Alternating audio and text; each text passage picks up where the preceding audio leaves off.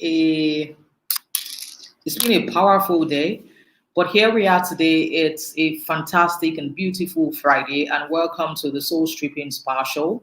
It is my first time, like technically, that I am broadcasting to Instagram. So I have attempted to broadcast a couple of times, but it's my first time broadcasting. So I am broadcasting on Instagram and at the same time broadcasting live on YouTube. So welcome to the Soul Stripping Spa Show. Welcome to the Soul Stripping Spa Show. If you can see me, if you can hear me, could you please give me feedback? So on Instagram, I'm watching you right now. This just looks so good. Like, I just feel like a genius. I'm right in my house and I am putting this through and this is working. Like, it's just beautiful. Initially, yes, it's done in the office, but I just told my team members, you know what, go have some rest. It's Friday night. Don't bother coming to the office, just enjoy and all of that. So let me know what is going on. If you can see and hear me on YouTube, you can see and hear me on Instagram, please let me know. Let me know, and I will be introducing. Oh, thank you. So yes, my family members on Facebook, they are here. They are here on Facebook. I think something is happening on Instagram. I'm seeing something about video post reconnecting. I don't know what that is, but let me try and see. Just let me try and see if I can help the Instagrammers to come back up. So I will do this again for the Instagrammers and see what's going on. Instagram, no matter what happens, you can catch me live on either Facebook or YouTube. But I'm just trying. I'm enjoying this. I am enjoying this. So, okay, let's see if this is going to work for Instagrammers. Instagrammers. I don't know. Just give me 2 minutes and I will be here. Yeah, so I can see that my Facebook family, they're just so awesome, so beautiful. Let me see if I can sort out Instagrammers. Instagram guys, you guys need to just be good.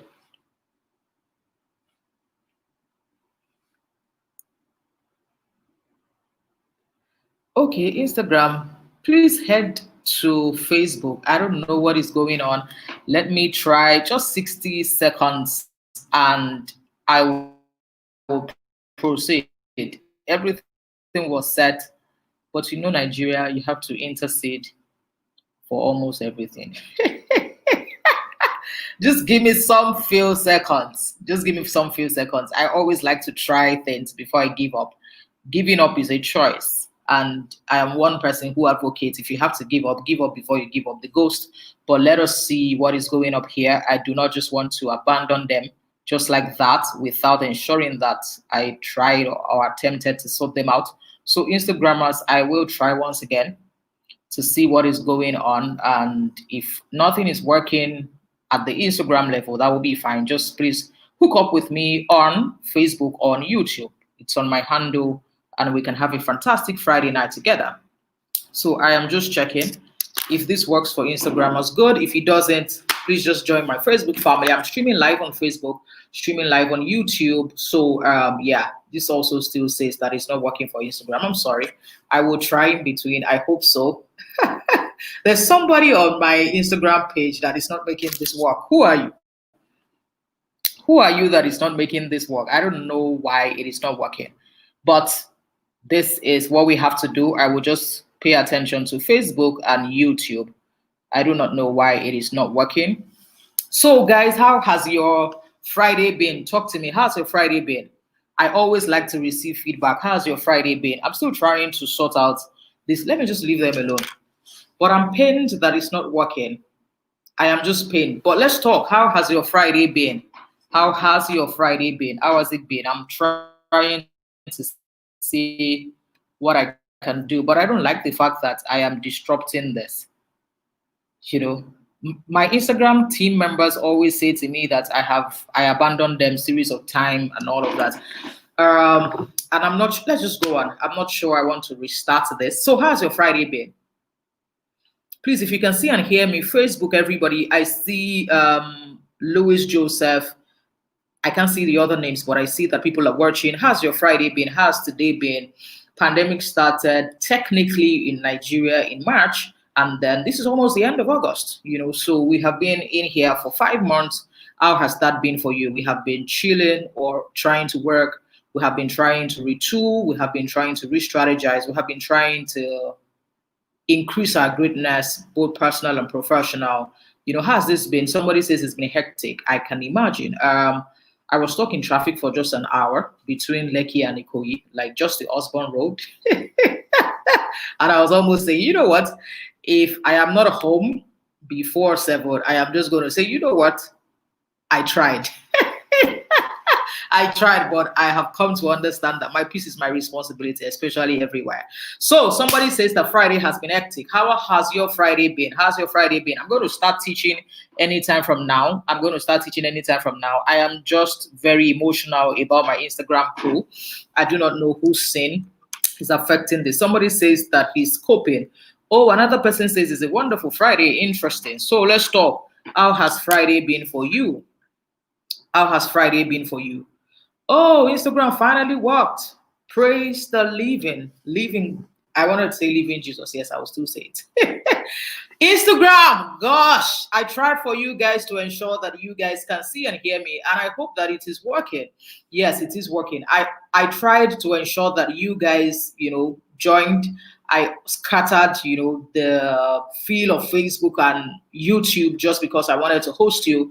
And this is extremely deliberate because you guys are important to me. All of my followers on Instagram, on Facebook, on YouTube, everybody. If you're watching me, you haven't subscribed to YouTube, I know that you're awesome and you're a good person. Please click the subscription button and let's go on with the movement. Join the movement, just click the button. I am because of you guys, and thank you for all of the feedback, both good and bad, whatever it is. You guys are awesome. The unnecessary feedback, you'll be all right.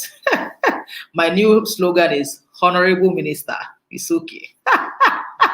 All of us have to be happy and excited. I have a confession to make. I will make the confession pretty soon. But one more person, how's your Friday been? I know that people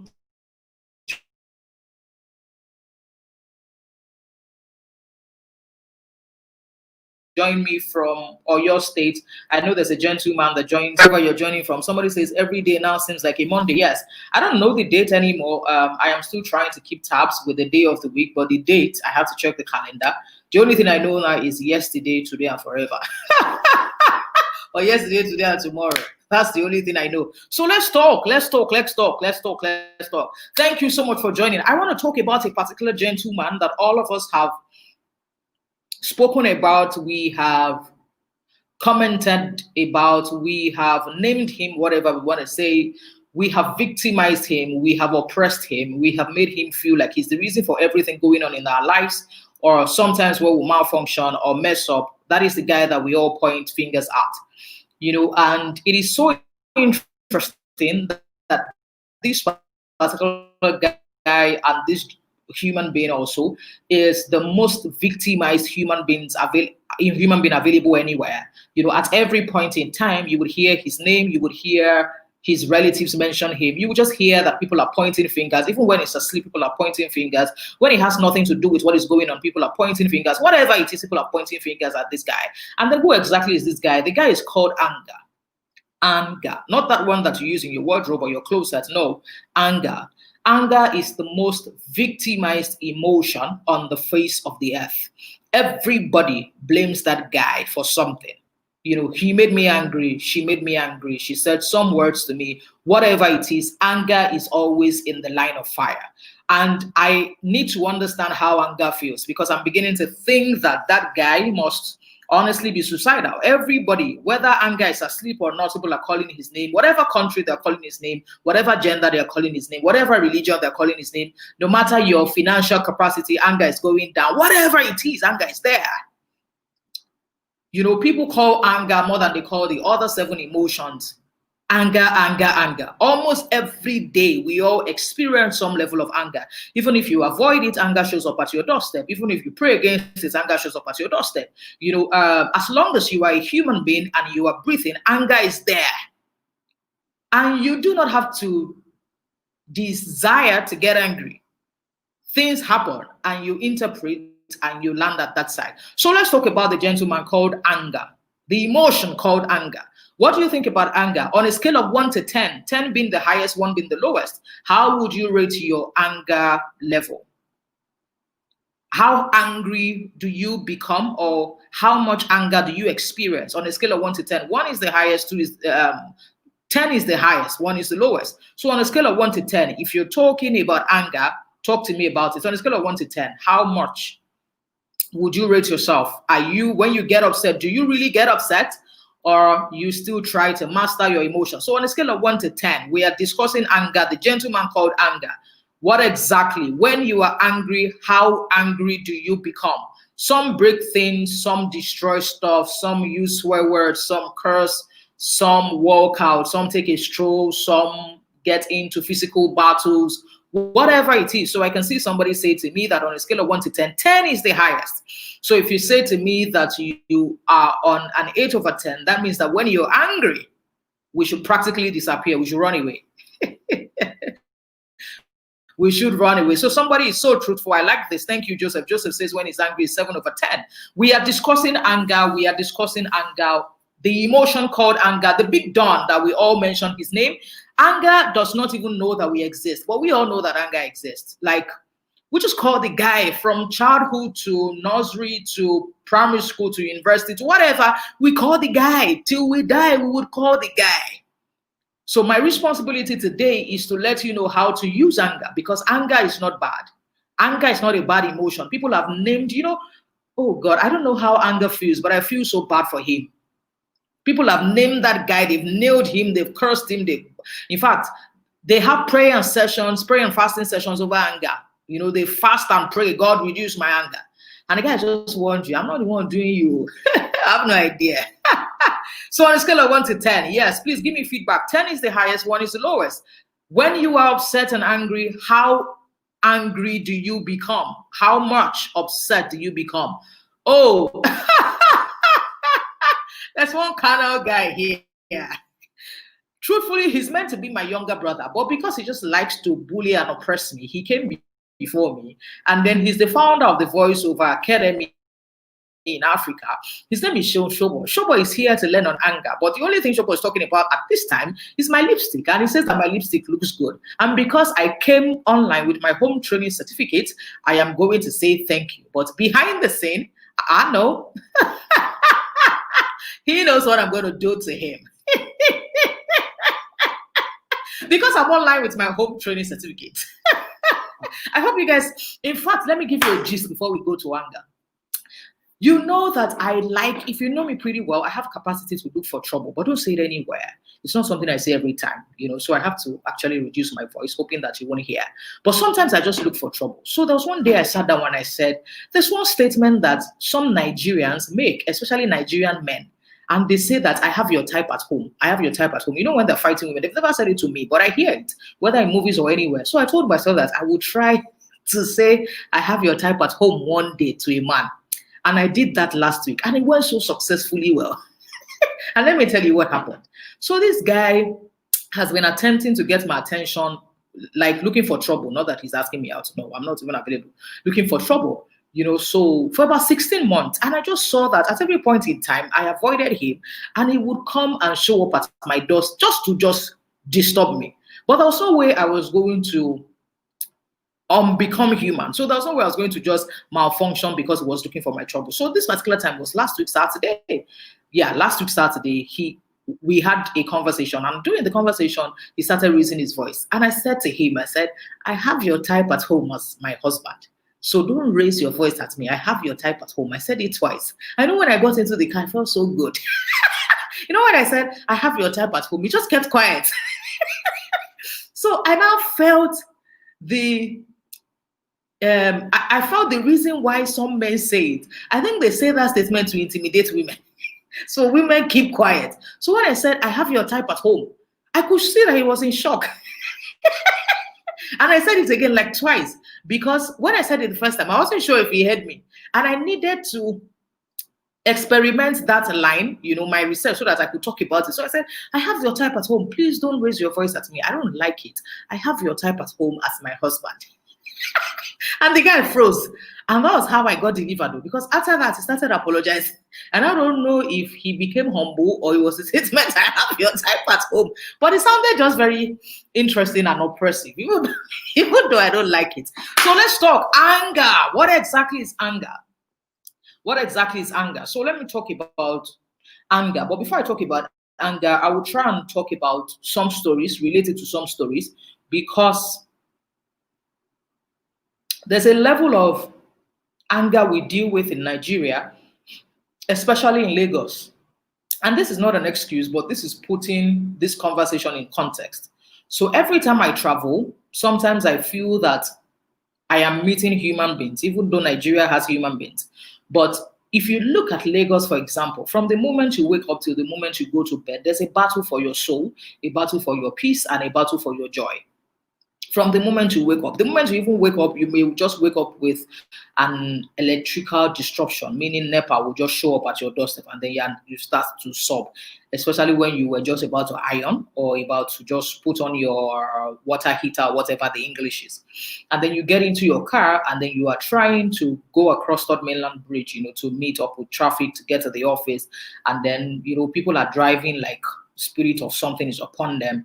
So all of us go through this from the moment we wake up to the moment we go to bed. And the spectrum, the anger spectrum, comes from mild anger, the introduction, actually, mild anger to rage. So you're starting from mildness to rage. So when you're starting from mildness, you're discussing irritability, you are discussing some level of disgust. You are approaching that point where you cannot take it anymore. So there are two thresholds at this point, either the low threshold or the high threshold. When you are at the low threshold point, that means that you get easily irritated, you just snap, and sometimes you get into the next level where you are actually vibrating, your physiology, which is your body changes, your temperature changes, getting into the battle of fisthood, you're punching, and then after a while, whatever happens from there. And I'll tell you different stories that I have experienced in Lagos where, because of a title that I occupy, which is the title of a spiritual leader, we pay visit to prisons, and I've found and I've observed that there are some people in prison, they're in prison not because they're bad people, but because they were engaged in a conversation and the conversation went sour. So in between the conversation, they pushed somebody and the person tripped, and while the person was tripping, the person hit his or her head, and that was the end. I've seen people who are in jail because while they were having the conversation, it became an argument, because there's a difference between a conversation and an argument, and I'll talk about that. And then they picked up the nearest available weapon and power changed hands. And you insulted me, became you are a murderer, and we have series of that going up and about. We have heard stories of how husbands mistakenly killed their spouses, or how spouses mistakenly killed, how wives mistakenly killed, their husbands. We've heard stories of brothers who mistakenly killed each other. We've heard stories of friends. We have heard stories, different stories about anger. And I am here in 30 minutes to discuss how we can manage and begin to master our anger. And at the end of the day, be in control of our emotions as opposed to that we would always get upset.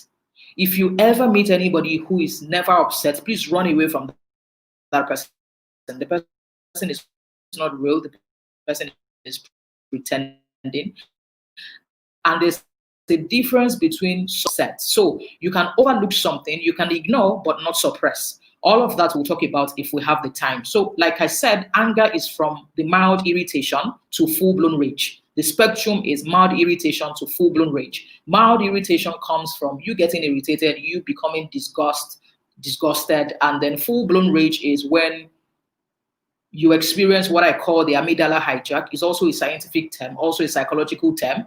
Amygdala hijack is when your emotions have taken over and logic is taking the backseat. So you are no longer blending or effectively blending your thinking and feeling capacity. You are only running with your feelings. You are only running with your emotions. At this point, you are not thinking again.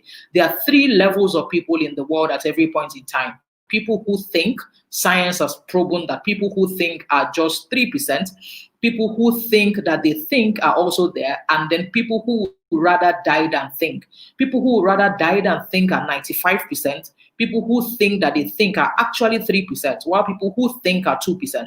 You can imagine how many people are in that zone who will rather die than think. And those are people who will defend culture, even though they know that it is wrong, they will defend it with their blood. Those are people who will say that you should die in a marriage, and that because God hates divorce, you need to die there. But the irony of it is that I have just observed that these guys are so swift at bringing out Bible verses when it looks like they are ready to oppress and let somebody else experience injustice. But when they have to now be held accountable, they are not as fast as that to bring out a Bible verse. So they bring out Bible verses as a tool of oppression and manipulation and injustice. I do not have a challenge with anybody leaving or staying, and I am not canvassing for leaving, but life is first of all crucial, because I know that marriage is part of life. Marriage is not life. And I know that the God who created us is not going to let us die there. I just know, because I would not leave my son to die in a marriage or my daughter to die in a marriage, So, but that's by the way. So anger, mild irritation to full-blown rage. And every time you are upset, some things happen to you. Number one, every time you are upset, your physiology changes, especially when you have left the stage of mild irritation. You are at the middle and then you are moving close to the full-blown rage, especially at that point. Your physiology changes, your temperature changes, the tone of your voice will most likely also change. Even if you are trying as much as possible to keep that under control, you know what is going on within you. And anger itself is a neutral emotion. Every emotion is neutral. It depends on how we execute and what we use them for. So anger itself is a neutral emotion. So if you are here and you think that anger is bad, it's not true at all. Anger is a neutral emotion. Anger is just there. It is what you use anger for. So whether constructively or destructively. So what is the meaning of being constructive and destructive? So let's look at it. At every point in time when you get upset, I need you to know today that anger is a choice. I know that this is painful to admit, but I must declare and say this categorically.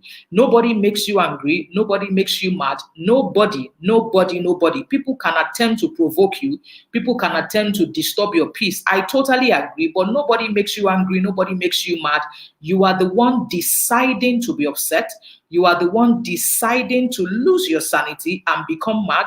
You are the one deciding to follow the bait that has been put right in front of you. You have a choice, because you can decide to overlook, you can decide to walk away, you can decide to attack the issue and not the person. You can decide to do so many things, which I will talk about this evening, but it is not true.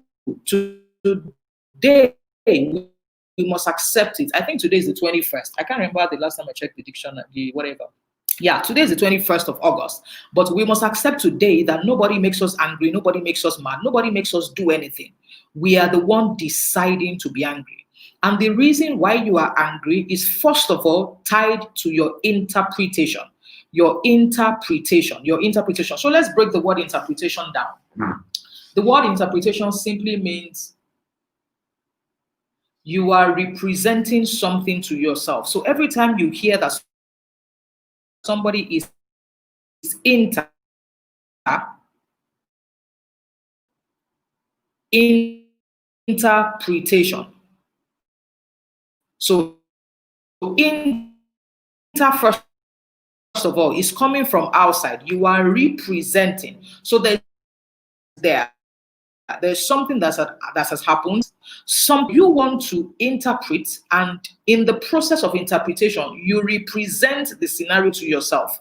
So you look at that scenario and you process. What happens in between that time is that your processing runs through something that I call your model of the world. So let me give you a good example. Like I said, I try to check the cultural balance in Nigeria and also abroad. And one that I've done before is when sometimes some of us do this. You're talking to somebody and you are rolling your hand. In Nigeria, the meaning of this is that your head is not correct. The moment your finger is rolling, What they're trying to tell you is that you have become a Malia. Like your head is not correct. So I did that one day in my class in the US. I was talking to somebody and I did like this. And the person said, what's going on? What happened to you? Like what's going on? And I saw that at that particular time, some people have killed others and they have broken relationships and they have broken whatever because somebody did this to them. So it is not really this that is the problem. It is the fact that in your culture, you have interpreted this particular sign language as your head is not correct. I'll give you another one. There was a day I was talking to somebody also in the UK, and I did like this. In Nigeria, if you do this, is your mother or your father, either of whoever is available there, they just do this. So I did that to somebody here, and the person said, "Oh, high five." And I busted into laughter. And the reason why I laughed was not because the person didn't get it, because there was nothing to get. The reason why the person thought that it was high five is because in the person's culture, when you do this, you are saying hello. In our culture, when you do this, you can break bottle. There's another one that I did on the streets of New York one day. I was just strolling and I did, and nobody looked back. I did it again. Nobody looked back. The third time I did it again, people changed because somebody did. And by the time you ask them that what's making you fight, what is causing this crushing and destruction, it is usually, oh, he did, or he called me like an animal. In fact, there's a tendency they would not say that he did. They would actually give you the interpretation of that thing. Like he called me an animal. He insulted me. And the way he now says, sorry, what did he say? So I'll give you a good example. There was a particular day, and in my former apartment, I just parked it. And in the apartment also, which is an estate, in a year, we pay about 100,000 for security. So I paid my bills, and then 2 months after, I parked my car in front of my office, and my side mirrors were stolen. And as my side mirrors were stolen, somebody came to inform me that my side mirrors were stolen. So I came out, and when I got out, I saw the secretary of the security team in my estate. He had come because they had also notified them of a theft or something. So when he came, I was like, oh, I was told that my side mirror was stolen. What's going on? And he said, oh, cars are parked at owner's risk. And that threw me off balance. Because I was like, my feedback to him was, wow, interesting. So if cars are parked at owner's risk, and his next feedback was, why am I asking him that kind of question? I said the question was generated from your statement that cars are parked at owner's risk. So I agree that cars are parked at owner's risk, but what is my 100,000 deployed for or used for? What are they using my money for? And he changed it. I said, oh, I was insulting him. And I said, hold on. What did I say that is insulting? Because if anybody has to be upset here, it should be me. But I am here not even upset. I am just trying to wonder, and I'm asking why my mirror can be stolen by 1 p.m. and the head of security shows up at the crime scene, and the first statement is that cars are parked at owner's risk. Awesome. So if cars are parked at owner's risk, why am I paying money? But for about 10 minutes, he was up and about battling and saying, oh, why would I ask him that kind of question? This and that. Then his boss came, and I think he got suspended because the boss could not even understand how you will show up at this scene, but said that. But I went into that because the only question I asked, of course, made him feel silly. And in feeling unintelligent because he could not take responsibility for the fact that, okay, let's even find out how this happened. Let's do our own whatever, this and that. Because he was too prideful to accept, he attempted to turn the table around, but I was the wrong victim. So at almost every point in time, like every point in time, it is usually not about the scenario, it is tied to our interpretation of the scenario. And I'll give you 2 examples. 2 examples live in Lagos. If I go to my examples, are people talking to me? You are speaking a lot of English here, but it's good. Thank you. I'm trying to read it, but I think it's a little far away. So let me give you two examples of what has happened to me before. There was a particular day I was driving on Ikorodu Road. I was not driving, my PA was actually driving. I sat behind because there were some things on the chair in front. So I sat at what people technically call owner's corner or something. I just sat down. And there was this Prado Jeep beside us, and I'd noticed the Prado Jeep. I was a little uncomfortable with how close he was to the car, to our car.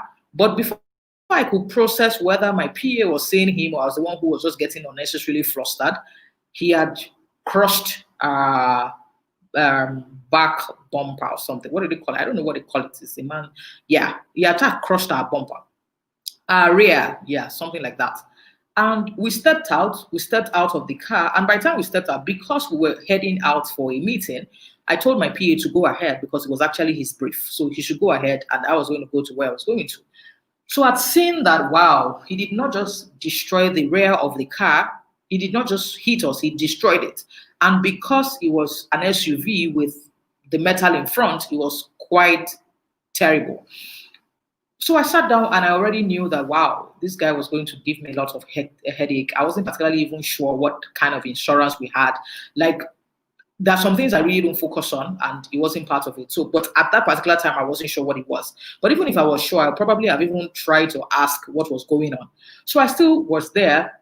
And then this man who had hit us then went to the front of the car to park. And after parking, it took him some minutes to step out of the car. And when he stepped out of his car, he went to his own car to check his car. At that point, I was a little confused because I was wondering, you are the one who hit me, and then you go in to check your car. Interesting. So I let it go. What's my own? So after a while, he moved. He was walking close to where I was, and I was also walking close to him. So by the time I walked close to him, I greeted him. I was just like, "Oh, good afternoon, sir." And when I said good afternoon, I saw him look at me from head to toe. If you've seen me before, I'm just a perfect size, not too tall, not short. I'm just a beautiful frame. So he looked at me from head to toe. I could see him, he was practically sizing me up. And as he was sizing me up, I already knew that power was going to change hands. I just knew he was going to be a handful. So after sizing me up, his next statement was a bomber, like he blew me out. And the next statement he said to me was, "Go and call your husband. I don't talk to women." Like in Nigeria, on Ikorodu Road. When he said that, I was like, wow. In my heart, I was like, what?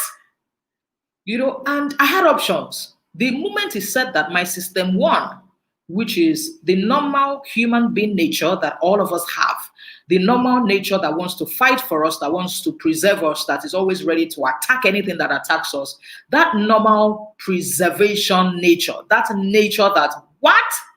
No, you have just gone against a value, which is respect. You have disrespected me. And he just said it. He said, "Go and call your husband. I don't talk to women."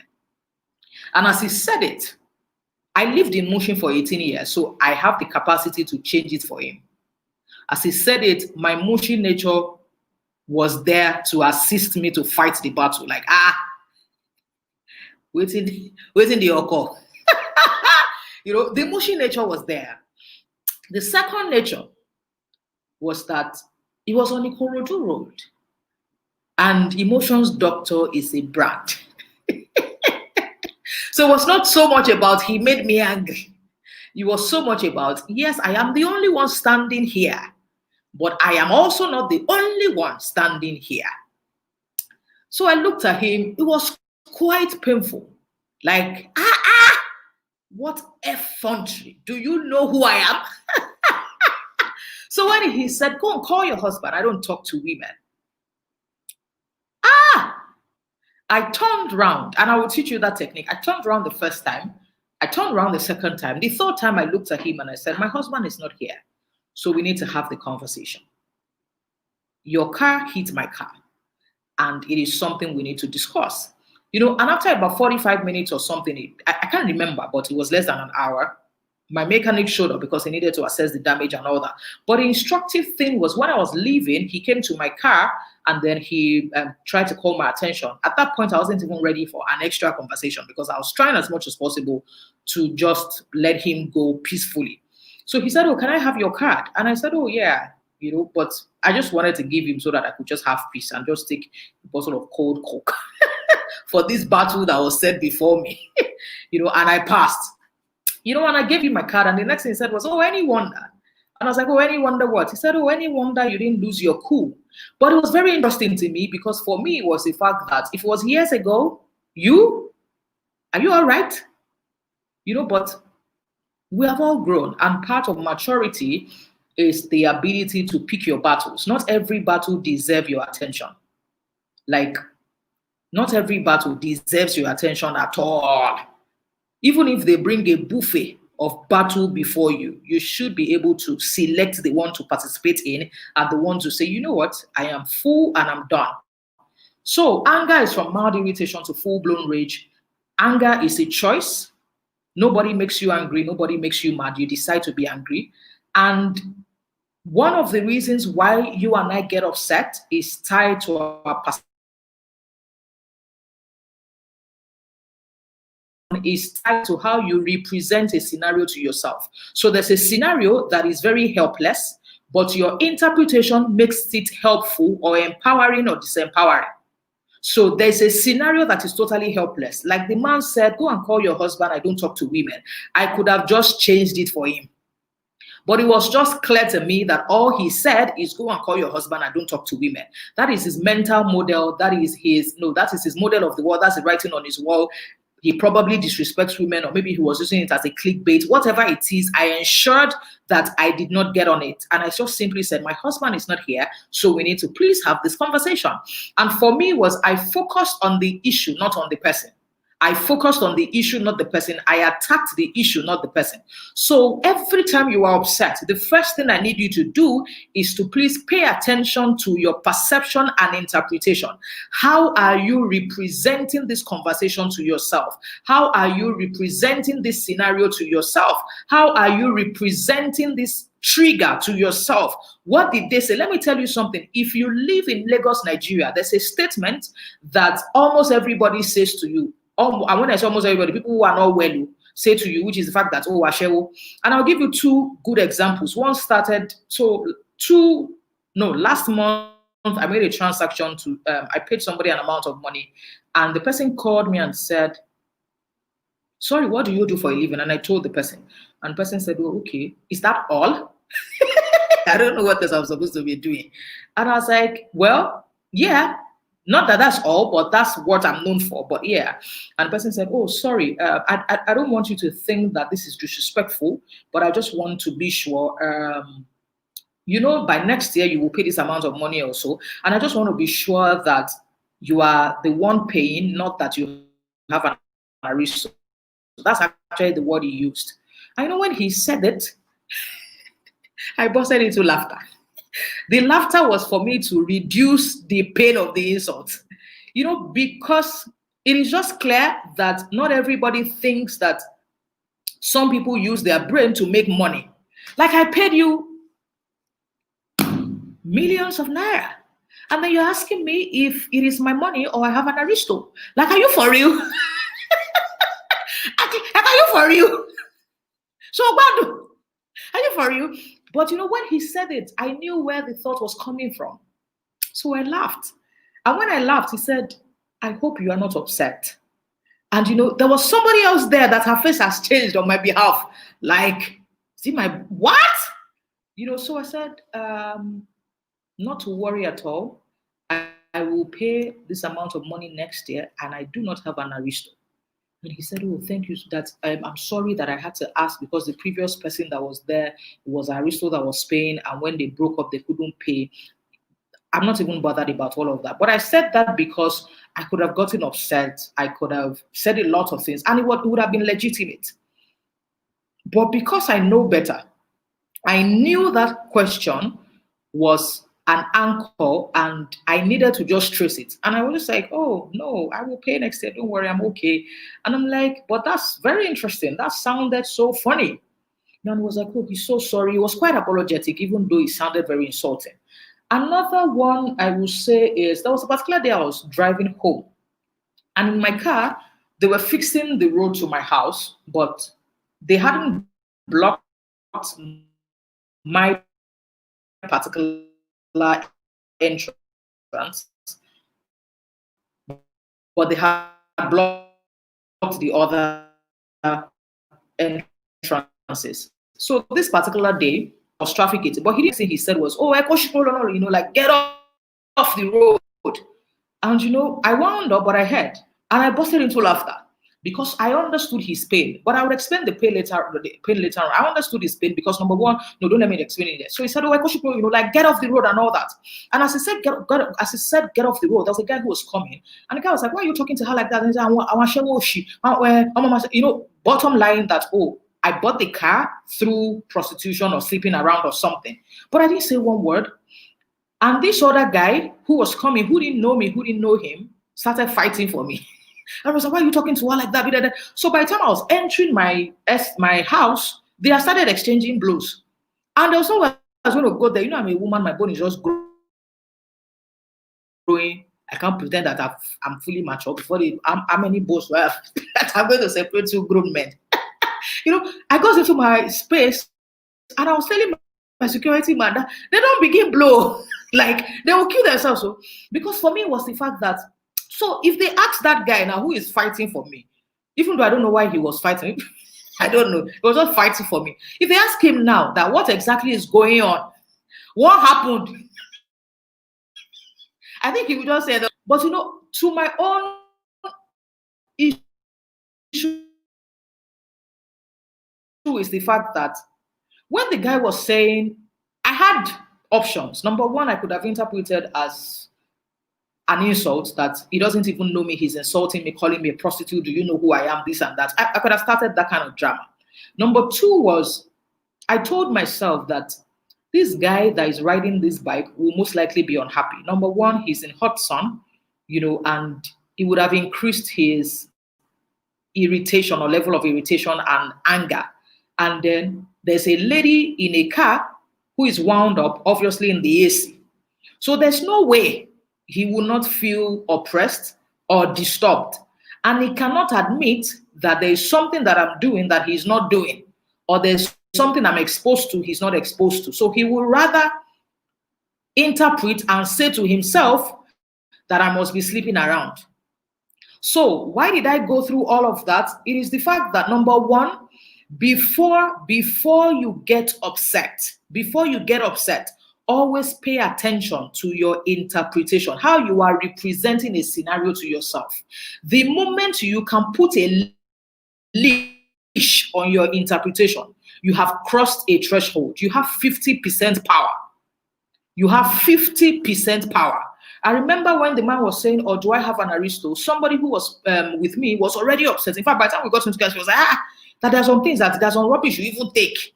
And I was laughing. I said, that man that asked me a question is 67. How on earth am I supposed to be rude to him? My parents are way older than him, but how on earth? How will I explain it? That because he asked me a seemingly silly question, I decided to misbehave or malfunction.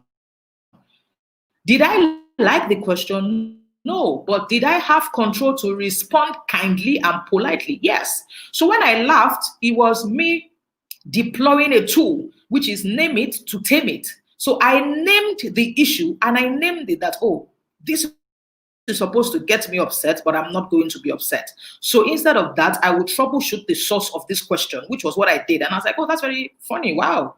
Where did that come from? And I was like, oh, no. And then he explained the previous thing and this, and I understood. But then, did it sound like an insult? Yes, but I deliberately did not interpret it as one.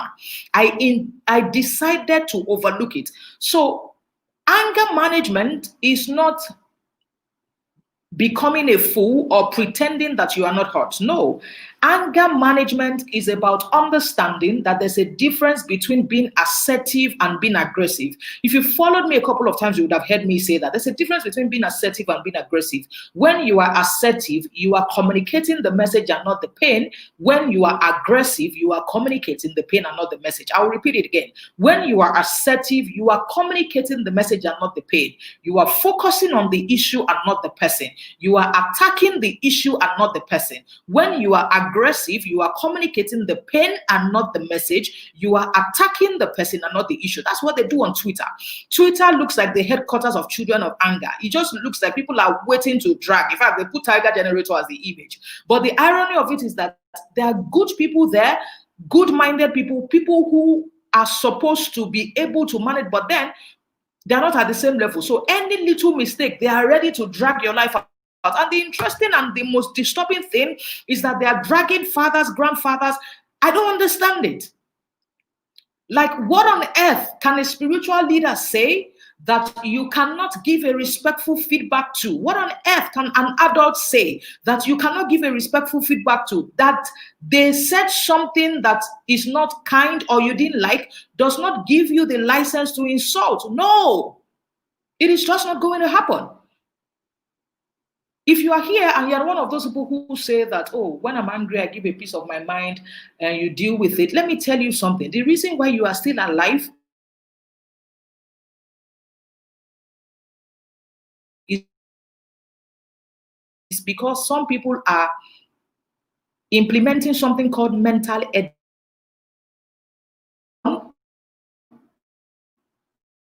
Who has the license to messian? You're not the only one who has the. Some people, if all of us said what we felt part time, or if all of us say what we feel, we will all have committed suicide. If we all expressed ourselves the same way, very raw and real, we will all not be here. The reason why we're here is because of something called self-awareness, social awareness, which is also called self-awareness and awareness of others, or social intelligence. We are ensuring that we engage mental edit. You cannot always open your mouth to express it the way it is said. The same way you and I do not swallow raw pepper. You don't swallow raw oil, except there's a reason why. Maybe you poisoned yourself, you are trying to regurgitate or something. But you hardly drink raw pepper. Do you drink raw kerosene? Do you drink raw fuel? If you are not well, do you drink raw fuel? Do you drink raw kerosene? These things has to be refined. They all have to go through the refinery. The refinery is that place where you are subjecting it to your emotions, your thoughts, and your feelings.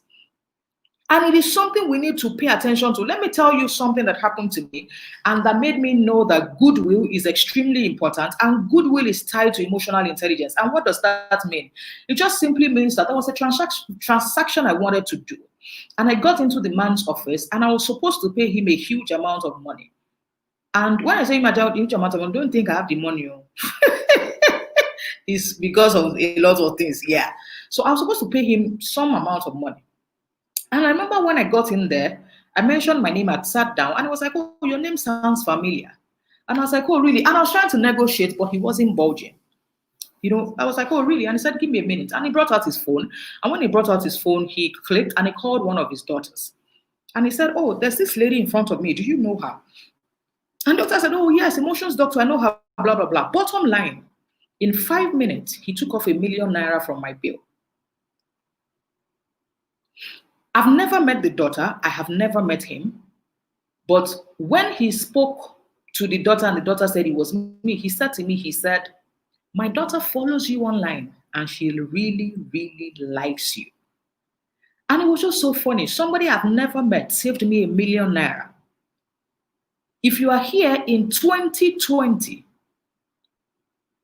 one of the things you should not be excited to declare is that you talk anyhow.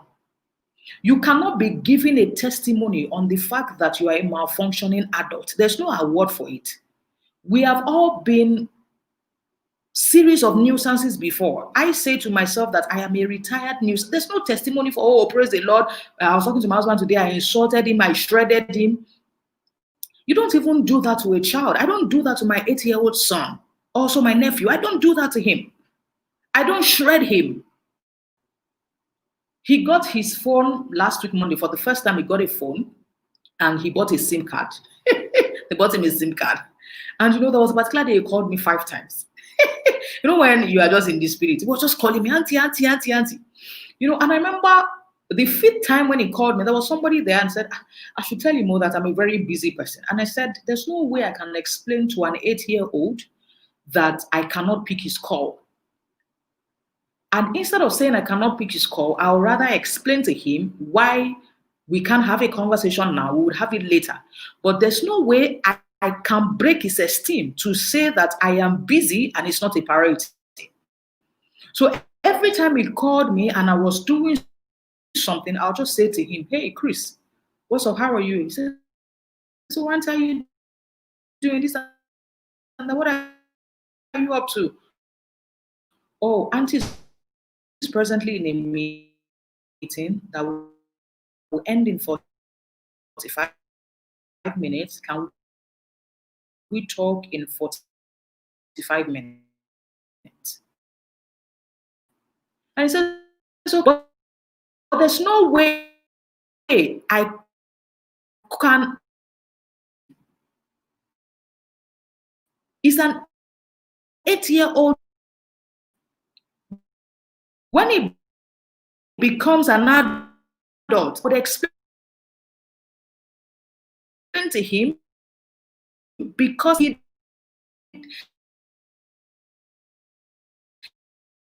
he deserves to me. So I cannot interpret his call disturbance. People are complaining about it. It's important to me. I will pick the call. What if it's an emergency? I'll pick the call and explain to him, oh, auntie is in a meeting. Can I return this call in an hour? Is that fine? Or do you have something you want to tell me immediately? In less than 60 seconds, both parties will feel respected. He will know that I respect him. He's important to me, and I will call him. Once I said I was going to call him and I didn't call him, and he said to me, you promised to call. What happened? And I said, oh, I'm sorry. I forgot.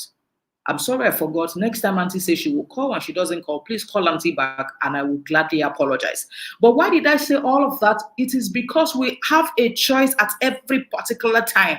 We have a choice to misbehave. We have a choice to function well. We have a choice to either control our emotions, or we have a choice to allow our emotions control us. So it is either you are in control of your emotions or you are a slave to your emotions. But anger is a choice, and anger is tied to interpretation and perception.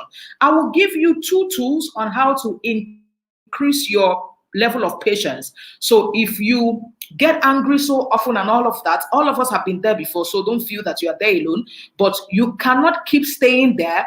You cannot keep misbehaving and excusing it. It is not good behavior. It's not a good behavior. We cannot continue like that. So the first tool I'm going to give you on how to increase your level of patience is what I call the pause. P-A-U-S-E. P-A-U-S-E. P-A-U-S-E.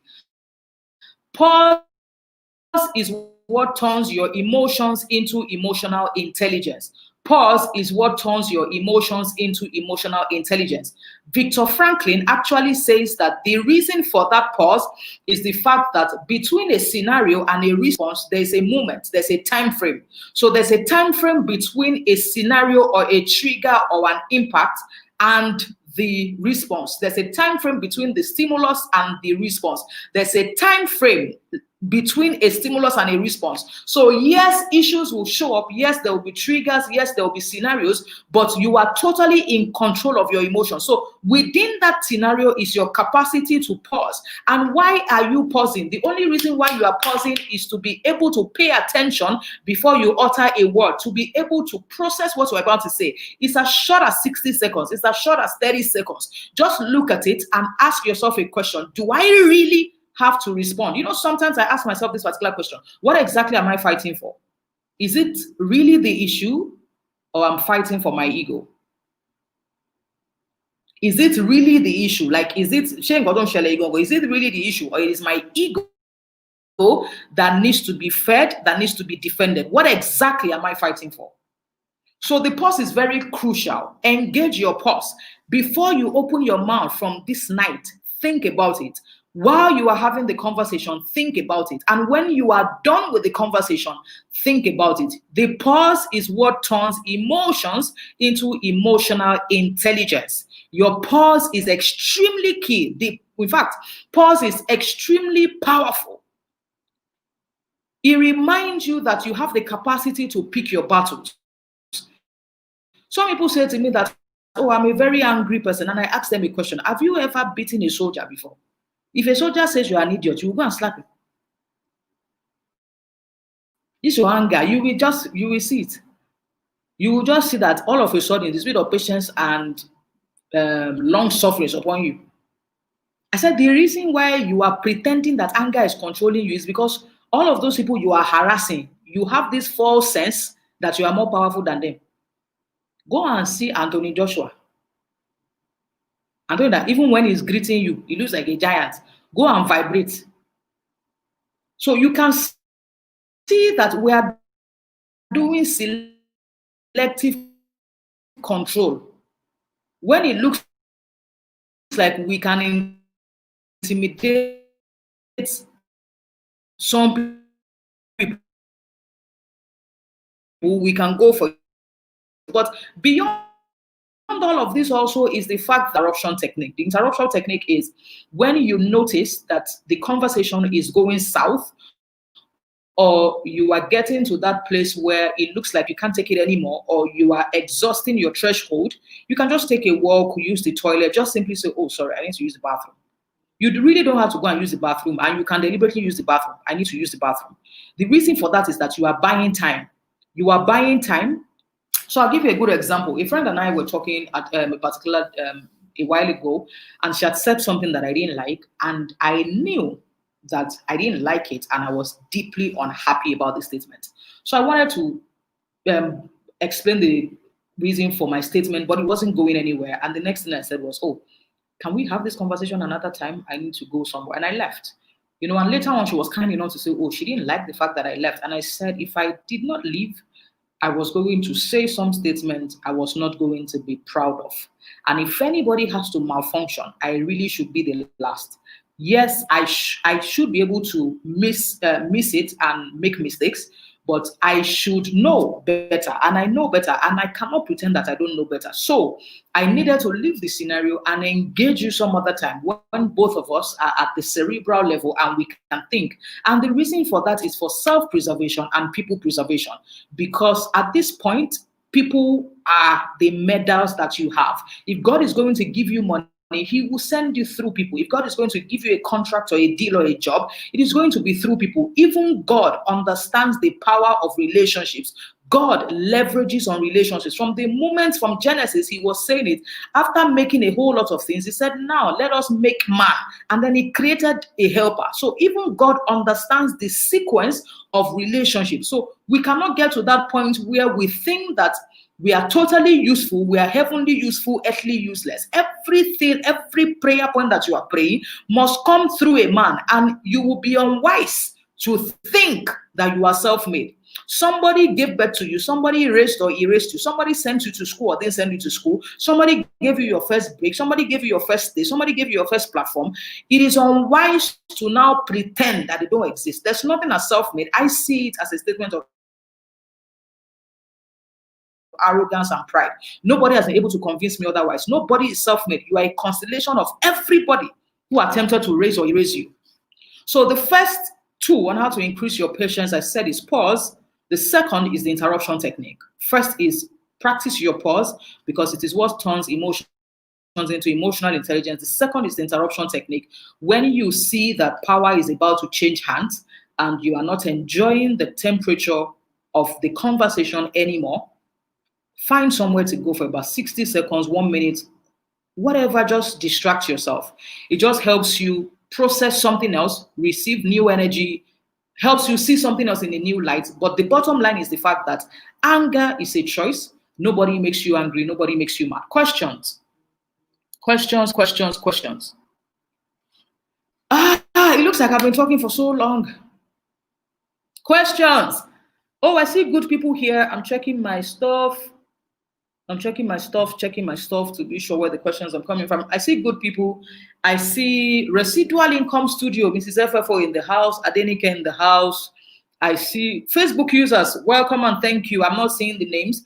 I see Olawumi Akindipo of Belief Swap. You need to change your beliefs. Follow Wumi. His handle is Olawumi Akindipo on Instagram. He's doing a fantastic job. I am so proud of him. Mrs. FFO helps you increase your money if you're looking for how to save and invest. She is Feintola Folusho Onogorua. Just check her out on Facebook. They are also alumni members of Emotion City. They are part of my tribe members. I am so proud of them. I'm so proud of their journey and where they are, and they're doing exceptionally well. Wumi is a fraud analyst. I didn't say it's a fraud style, it's a fraud analyst. It's not Wumi Poppy, it's a fraud analyst. And then Mrs. FFO is there enjoying her life. So I see Fola Adesanya. Good to see you. Fola is streaming from Facebook. Okay, thank you so much. Questions. Was this impactful? Were you able to get something? I just spoke from my head, as usual. Were you able to get something? I think this should be on my story. Yeah, I should think so. I will put it on my story and then tell people, was this helpful? Did you learn something? Do you have anything to share in 2-3 minutes? Do you have anything to share in 2-3 minutes? Do you have anything to share?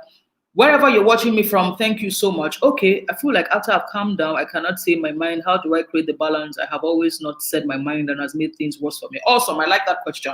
She says she feels like when she's calm, she can't talk about it or something. Okay, so here is what I do. I'm not saying you should replicate, but I'm giving you from my experiential perspective, which is the fact that I try not to engage immediately. In fact, people who know me know that I won't engage immediately. I would create scenarios for you in which I'm trying to see my role there. So first of all, I want to take responsibility. I want to take responsibility for the part that I paid to trigger you. I cannot pretend that sometimes I play a part or I am playing my part. I can be a trigger. I can do stuff you will not like, so I can't pretend, so I will first of all try and scrutinize and find what I did wrong or where I went wrong. And the second thing is, if I then see that this is not about me, this is really about the conversation, then I will just say to the person after a while that I think we should talk about this. Sometimes I don't talk about it, and it's not because I am suppressing it. It's just because of the fact that if the person knew better, they would do better. People do so many things. It's not every time we correct them. But if I have to correct them, like I said earlier on, then I would attack the issue. So I think the challenge is, it is not that you shouldn't correct them, but please attack the issue, not the person. Focus on what exactly was said and how it was said and how you interpret it. And when you're focusing, please avoid the word you said or you. The moment you use words like you or you always and all of those things, it throws your listener on the defensive. And instead of receiving your feedback and welcoming full information sharing, they become defensive and are postured and positioned to attack you. And at that time, it becomes the second round and round 2 of the scenario, and then the fight becomes deeper. So what I will most likely say is, when we're having that conversation, there was a statement I heard. There was a statement I heard is different from there was a statement you said. So you can see how I'm using my language. It's called language engineering. There was a statement I heard that I interpreted this way. So at every point in time, I take responsibility for the statement I heard and the interpretation I gave it. Not that you called me a fool, because the truth about it is that, if you call me a fool, sometimes it's your muzzle that I don't even have your time. I'll just let you go. You are okay. If you were wise, you won't call somebody else a fool. So that's my feedback. But if I then have to respond, I just attack the issue. Like I said earlier on, when I said somebody has been disturbing me for 16 months, I just told have your type at home as my husband. And I like the fact that I launched it. But I said it so nicely that I'm not sure the guy felt it. So yes, please calm down, but please attack the issue. If it is something you think or feel strongly about, please have a conversation about it. But in having the conversation, remember self-preservation and people preservation. If you have not taken any course on emotional intelligence, I don't know what you're waiting for. We have a live class at Emotion City in Bagada next week. If you're interested, send me a DM right now. Send me a DM. Go on Instagram. Send me a DM now. Send me a DM now. And there's a reason why I say you should send me a DM now. Don't ask me, but there's a reason why. It's not free. but send me a DM on Instagram right away. The class is Wednesday to Sunday. I will be on ground to teach. Faculty members of Emotion City will be on ground to teach. Awesome, fantastic people. And we're going through social distancing. We're also doing everything we're supposed to do because 2020 is a year of preservation and we have to stay alive. So if you're interested, my handle is at Emotions Doctor. Please send me a DM right away. You need a certification course on emotional intelligence. Emotional intelligence is the superpower. It is the superpower. It's a superpower. I cannot tell you how much I've made from it, not just by teaching it, but how much I've been able to save because people can vouch for me, because people can put in a word for me. I am not perfect, but I am so imperfectly. I am so perfectly imperfect. I'm telling you, people just know that if I mess up, I would attempt to take responsibility for it. I will try. So I am perfectly imperfect, but I grow daily and I am improving and taking responsibility for my life daily. So interested in a certification course Wednesday to Sunday, send me a DM on Instagram right now. Don't wait for tomorrow. Do it right away. Don't procrastinate. If it's important to you, you will find a way. If it's not, you will find an excuse. One more person. Is there an online version? Yes, Joseph, there's an online certification version. Please send me a DM. Online certification version of this. The entire thing recorded in class, live class with all the students there, with me teaching, with the faculty members teaching. And guess what? After the online version, you have 2 hours of my time to ask me any question on Zoom. So I will set up a Zoom meeting with you. You can ask me any questions for 2 hours when you sign up for the online version. The course is 250,000 naira, which is the certification cost. It's 250,000 naira. Do the math in dollars. Do the math in dollars. I can't remember what it is now, but do the math in dollars. Whatever currency, whatever part of the world we have international payments, PayPal, whatever. Send me a DM. Is Louis, or is it Louis or Laws? Okay, no, Louis Joseph. I'll be expecting your DM on Instagram. Thank you guys so much. Any more questions? Any questions? Any questions? Any questions? Any questions? Any questions? Please, any questions? IG as IG'd, so I am trying to any questions? I'm with you. Okay, just give me, I was trying to, IG is done. So thank you guys on IG. Facebook, thank you so much. Questions? If you want to hook up with me to join my tribe, to be a part of my tribe, to have the certification course, please send me a DM on Instagram at Emotions Doctor. Nothing beyond Emotions Doctor. I hope this has been worth your time. Let's take the conversation to Instagram and on Facebook. Thank you so much for joining from anywhere in the world. It is the Soul Stripping Spa Show. Next week, I will have a guest next week. I won't tell you who my guest is, but she's somebody who is so popular on social media, and she's made a lot of money on social media, but you will see her next week. She will be here to teach us how to increase your personal and professional influence. I hope this has been worth your time. Is it wrong to expect so much from people as you expect from yourself? It is not wrong, but the truth about it is that you can expect so much from yourself. You can expect some from people. And it is called expectation management, the ability to prevent disappointment by establishing in advance what can realistically be done by a person or a project. The ability to prevent disappointment by establishing in advance what can realistically be done by a person or a project. There are 3 steps to expectation management. When you take your certification course, Louis Joseph, you will get all of the facts. Thank you. Do have a beautiful, fantastic Friday. Have a beautiful, fantastic weekend. And my final signature is ensure you have a wealthy weekend, because you can, you should, and you have the capacity to be wealthy. Do all that you can. You know, I usually say, if it is important to you, you will make a way. If not, you will make an excuse. Bye.